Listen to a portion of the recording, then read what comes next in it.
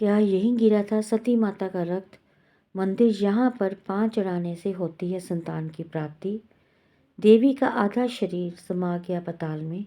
जानिए एक दिन में 3 बार रूप बदलने वाली देवी की कहानी। दोस्तों, ये कहानी है मध्य प्रदेश के देवांश में एक पहाड़ी पर स्थित माँ चामुंडा माता का मंदिर। मंदिर की यात्रा पर इस मंदिर की शक्ति का अंदाजा इस बात से लगाया जा सकता है, कलयुग में भी एक जागृत स्थान है ये। पुरानी कथाओं के अनुसार जब भगवान विष्णु के सुदर्शन चक्र ने देवी के मृत शरीर के टुकड़े कर दिए, तब उसका खून की बूंदें यहीं पर गिरी थी और इस खून से जन्म लिया था शक्तिशाली माँ चामुंडा रक्तपीठ ने। किंवदंती के अनुसार इस पहाड़ी पर देवी तुलजा भवानी और देवी चामुंडा 2 बहनें निवास करती थी। एक दिन दोनों में बहस छिड़ गई और विवाद हो गया। तब दोनों बहनें रूठकर जाने लगी। बड़ी बहन माँ तुलजा भवानी पताल में जाने लगी। छोटी बहन यानी देवी चामुंडा पहाड़ से उतर नीचे आने लगी।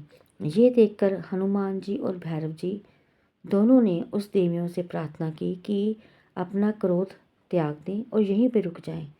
तब दोनों देवियां यहीं पर स्थापित हो गई। यही कारण है कि आज ही भक्तों को देवी तुलजा भवानी के आधे शरीर के दर्शन होते हैं, क्योंकि बाकी हिस्सा माता का पताल में समा गया और देवी चामुंडा की मूर्ति पहाड़ी से नीचे उतरती हुई अवस्था में दर्शन करने पड़ते हैं। देवी तुलजा भवानी के आधे शरीर के दर्शन होते हैं क्योंकि बाकी हिस्सा पताल में समा गया, और देवी चामुंडा की मूर्ति पहाड़ी से नीचे उतरती अवस्था में दर्शन पहाड़ चढ़ते वक्त किए जा सकते हैं। खास बात तो ये है कि माँ चामुंडा की मूर्ति यहाँ दिन में 3 रूप बदलती है।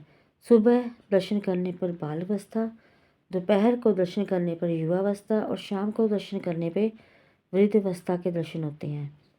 स्थानीय मान्यता के अनुसार उज्जैन के राजा विक्रमादित्य के भाई भर्तृहरि के नाथ संप्रदाय से जुड़कर संन्यास ले लिया और इसी पहाड़ी पर आकर साधना करते थे।